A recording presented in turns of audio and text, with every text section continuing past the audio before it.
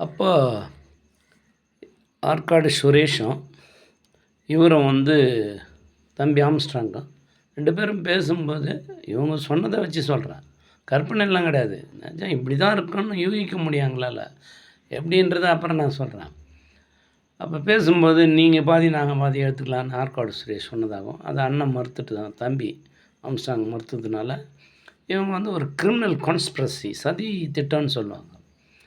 இப்போ நான் வரல ஒத்து வரலன்னா அவனை தூக்கி போடுறா, அவன் இல்லைன்னா நம்ம பார்த்துக்கலான்னு நினைக்கிறவங்க எத்தனையோ பேர் இருக்காங்க நாட்டில். அதில் குறிப்பாக வெள்ளை வேஷ்டி வெள்ளை சட்டை, கருப்பு பேண்ட்டு வெள்ளை சட்டை, காக்கி பேண்ட்டு காக்கி சட்டை. இது யாரை சொல்ல வரேன்னு நினைக்கிறீங்க?